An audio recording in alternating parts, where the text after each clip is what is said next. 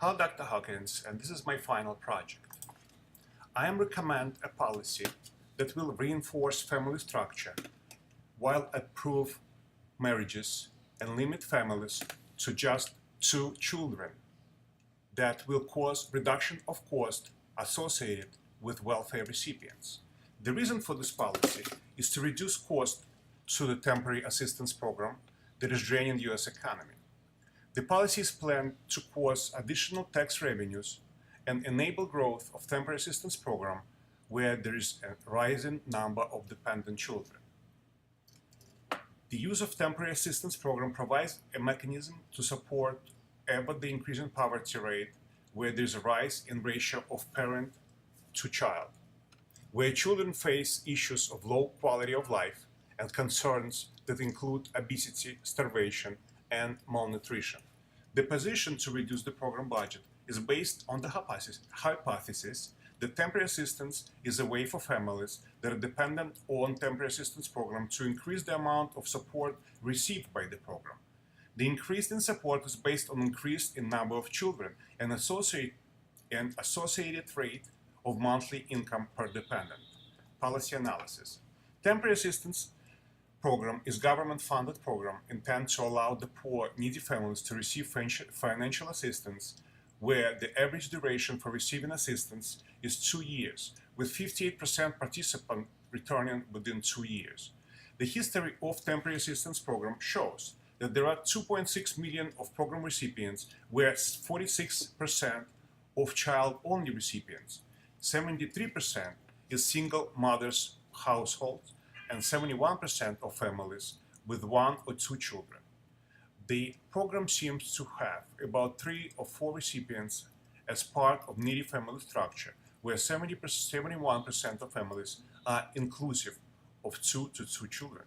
The policy, therefore, has supported the temporary assistance recipients population of 2-child family household, where household policy in the United States to limit the size of families to 2 children would still remain with the current percentage of 1 to 2 child families receiving temporary assistance.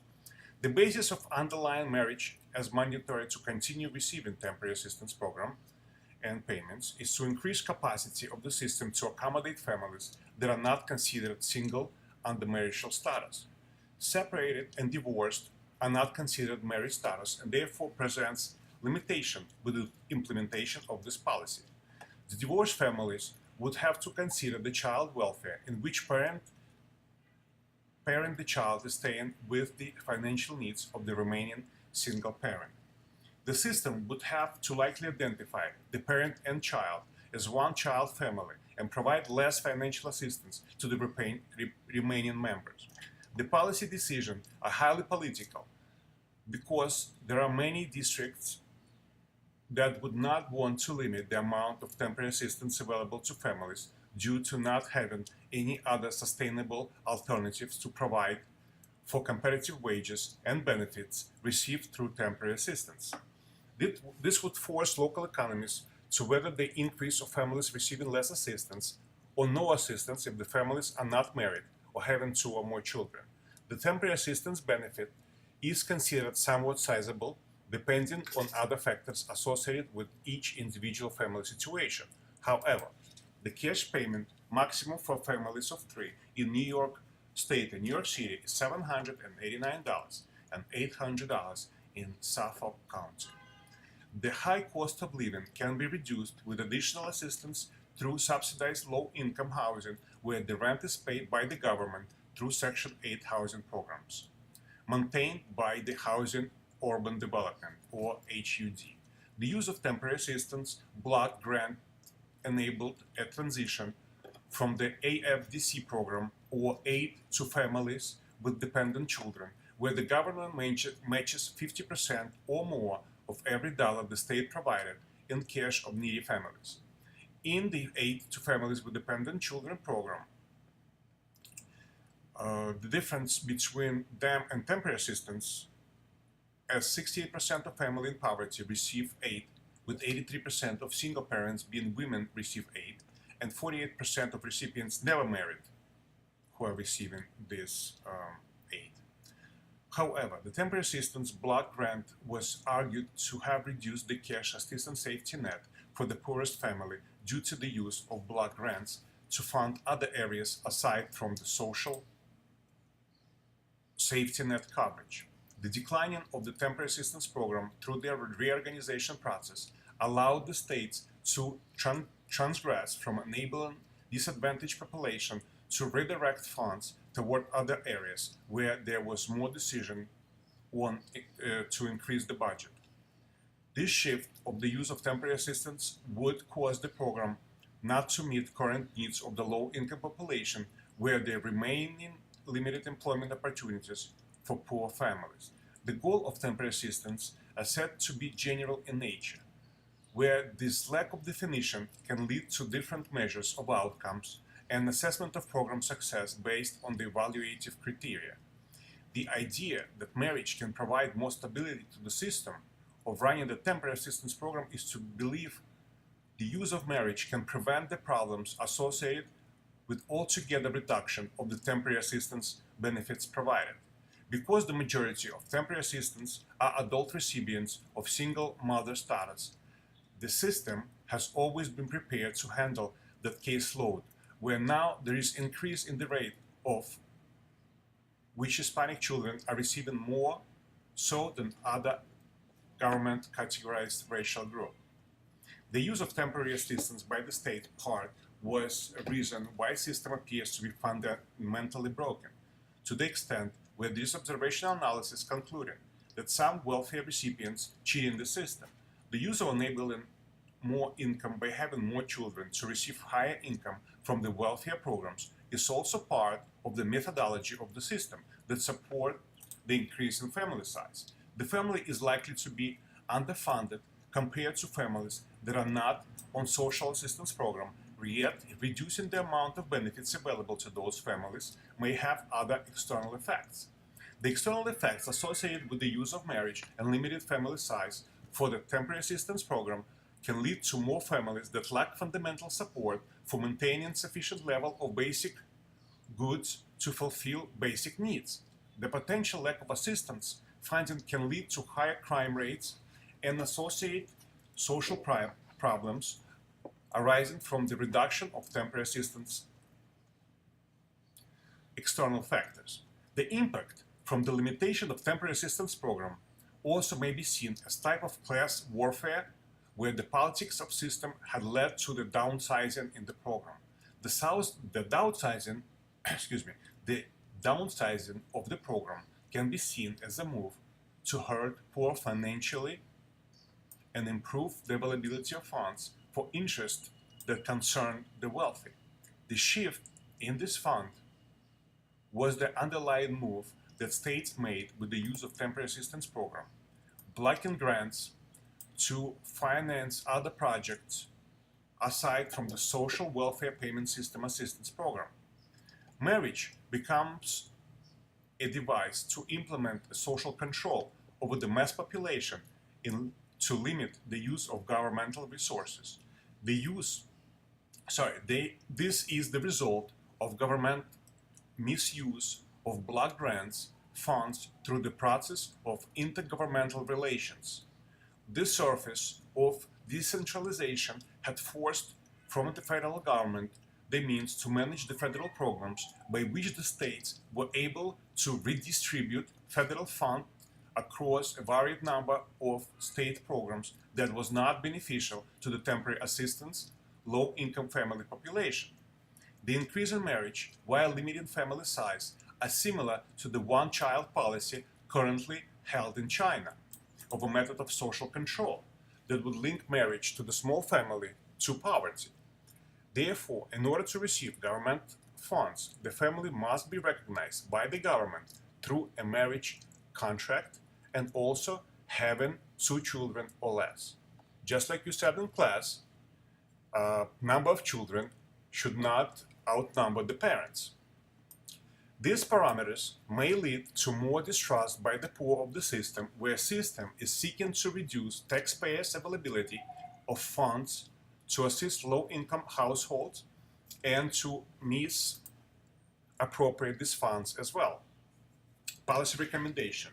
The basis for improving the situation where there is abuse of temporary assistance program by unwed mothers that have more children to receive more funds is to look at how instituting marriage and two-child policy will reduce the importance of this issue with the program.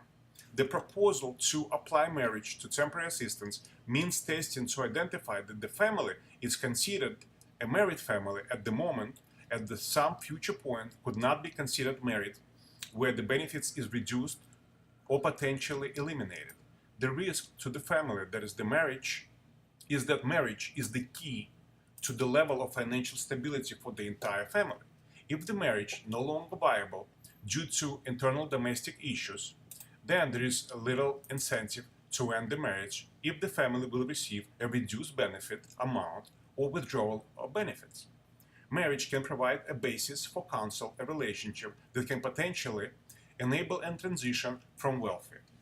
The expectation that marriage is remedy along with limiting two children is also looking beyond the misuse of federal funds by the state officials, where these funds led to reduction of social benefit to low-income population. Children's aid is still focused and featured as part of the framework for the temporary assistance program, where the benefit program is intended to reach defenseless youth. The basis for applying marriage and the two-child system is going to be toward implementing social control standards. The measure to prevent the disobedience of society is to place inefficiency with a particular government program at the state level to enable the federal government to run temporary assistance program again. This issue here is the size of federal government, where the intention is to reduce the size of government and decrease the bureaucracy. The idea of social control is with the notion that single, unwed mothers are continuing to have children to receive more financial aid or higher level of income per child. This trend would by definition shift if the marriage obligation is established or simply these mothers will no longer receive financial assistance. In social sense, the marriage mandate is a penalty on low-income families due to instability faced by the population and the financial pressure faced by married families. This placement of marriage forces instability to remain in unbalanced family relationship and can apply additional pressure on families that are single-wed mothers. The social control of lower-income population also identifies that marriage stability is fundamentally more difficult than a higher income class where there is more income available to raise a family. The social control here is part due to embezzlement of funds allocated to different social programs that ultimately went toward other programs and did not directly benefit the low-income population through cash assistance. The use of cash assistance can also be seen as part of the issue with the infiltration of widespread drug culture in areas predominantly low-income population, where there was a high percentage of population on cash assistance. By infiltrating these areas with drugs, cash assistance programs were seen as supporting the drug trade, which provided no reason to remove the cash assistance program. I apologize. By infiltrating these areas with drugs, the cash assistance programs were seen as supporting the drug trade, which provided reason to remove the cash assistance program. The transition to the block grant did enable the state to limit the cash assistance program by funding other programs. The underlying social policy has created social issues among the low-income population and further helped great economic and financial pressure from the excluded social environment. This underlying reason still presents the issue of the system and paying more for children simply because there are more children. There is no way to sufficiently determine if the children are the end recipient of the funds. While the funds are being increased, a single unwed mother could use these funds to purchase goods that not directly will go to her children. The cash assistance program can be used to purchase goods that can be shown to be miscellaneous in nature and therefore bring attention to use of this program to fund unnecessary purchases. This will need to be additional means testing to ensure that in particular single unwed mothers are not having more than 2 children while relying solely on temporary assistance program. The two-child policy will make better policy sense if applied to single unwed mothers instead of toward the married families. The married families remain at risk of separate or divorce, while the reality is the single unwed mothers and children becoming the benefactor of Children's Assistance Program. In conclusion, I would like to say that social policy recommendation in place to limit additional costs on families that have multiple children to increase temporary assistance funding is to institute means of testing to identify if there is a single unwed mother they are attempting to receive income from the use of temporary assistance program based on number of children that they are having. The idea is this program provide cash assistance based on number of children, so more children will guarantee the additional cash aid. Limiting the families that have more than 2 children will create other issues that will have to be addressed through additional policies or through the means of social control or through other means such as private investment. Thank you so much and have a good rest of the summer. Bye-bye.